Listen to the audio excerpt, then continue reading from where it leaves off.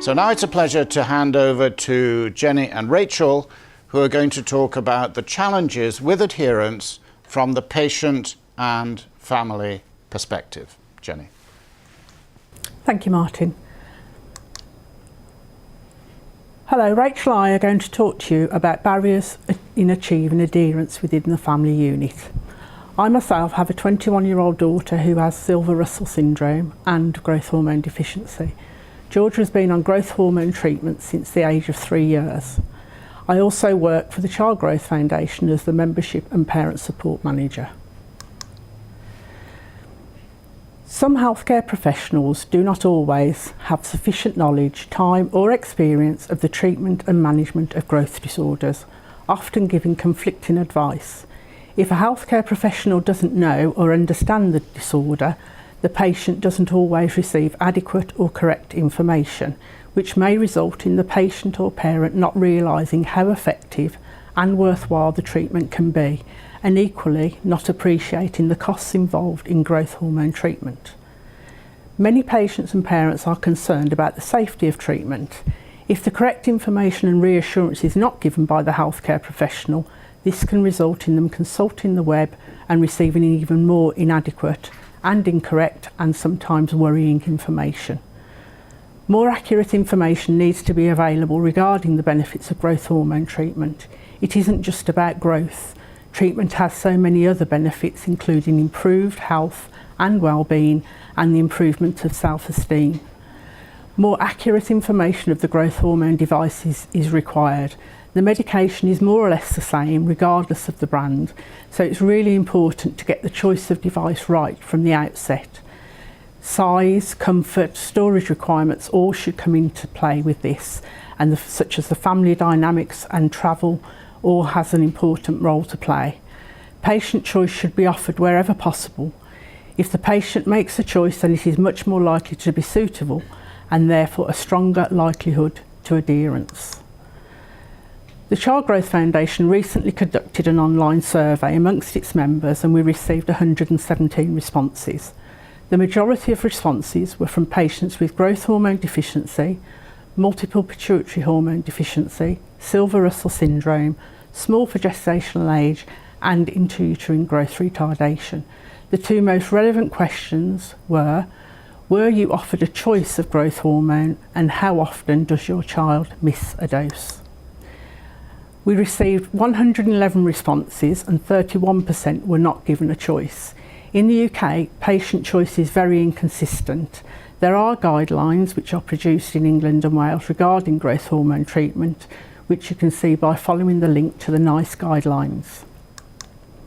The survey indicated that around 58% never missed a dose. The results, of course, may be slightly swayed due to patients who miss injections may be less likely to take part in the survey, even though it was anonymous.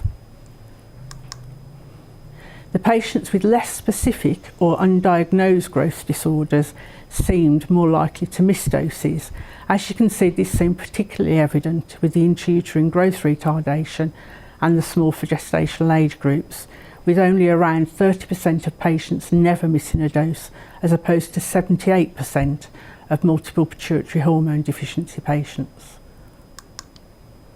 I will now hand you over to Rachel, who will talk more about the barriers to adherence and also about the benefits of peer support. Thank you, Jenny.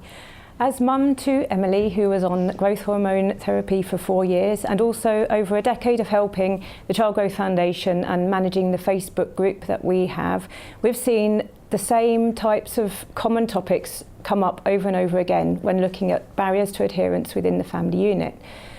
First, I'm going to run through some of those which we call logistical barriers. So this treatment is a daily injection and should therefore become part of our routine. But what happens when that routine is disrupted, for example with a play date or on school trips when the child's going away from school? Or think again about where a family is split, where you've got mother and father living separately and the child living between two different houses and quite often forgetting to take the growth hormone equipment between one house or another, or perhaps they spend the odd weekend at their grandparents'.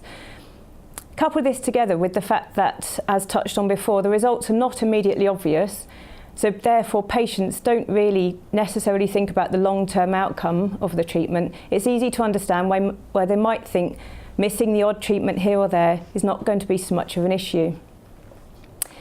There's also the difficulty of making sure that we have a constant supply of the medication. I myself have often been to the fridge, taken out the last box and realised that I don't have any more than 1 week's worth of growth hormone left. I then phone up the healthcare organisation. It's going to take 2 weeks before the next delivery can be made. These gaps, obviously with better preparation, could be missed, but they're quite common when leading and managing a busy household. You might find sometimes that the device is not appropriate. There might be holidays that are not thought about, might be going camping, and how you're supposed to take along medication which is supposed to be kept refrigerated. All of these could be seen as barriers which might explain some gaps in treatment. There's then also a vast amount of emotional barriers which we find. Many of the children receiving treatment are because they have a long-term health condition, and they've built up this, perhaps a needle phobia or phobia of other treatments. And they have a cycle of fear of pain and the actual pain of taking the injection. The comfort of these devices in small hands, and some of the devices, they can make off-putting noises. This can lead to a vicious cycle that escalates quickly. Every day, the parent or the carer knows that they have to administer this medication to a young child, or the child themselves has to administer it if they're of an age-appropriate age. And this can lead to a very stressful situation. Quite often, it's quite tempting, therefore, to think it'd just be easier to just give that injection a miss.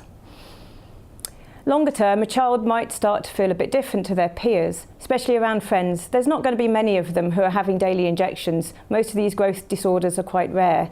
Also, how are they supposed to know when these things are administered at home? It's not often they'll tell their friends, and if they do, unfortunately, it can lead to bullying and exclusion.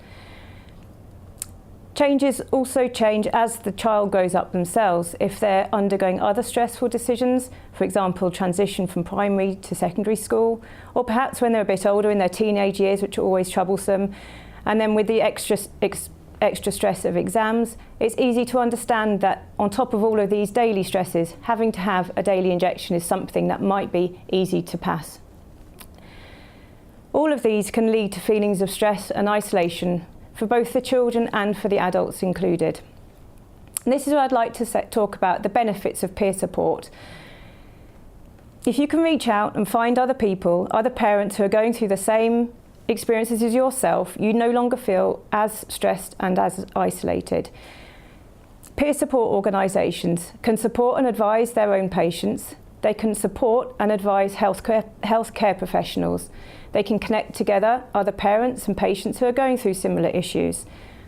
Many of them host social media groups, which means that there's a 24/7 online group of people that you can chat to by way of posing questions.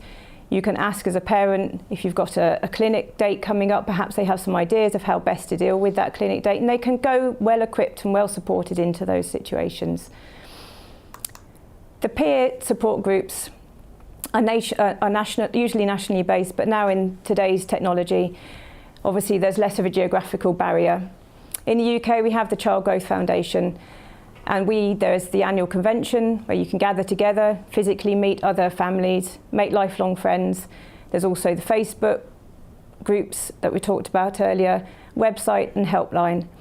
And I have to say that for me personally, when Emily was first diagnosed and throughout the years of her treatment that I've had over the last 17 years, the Child Growth Foundation has truly been a lifeline.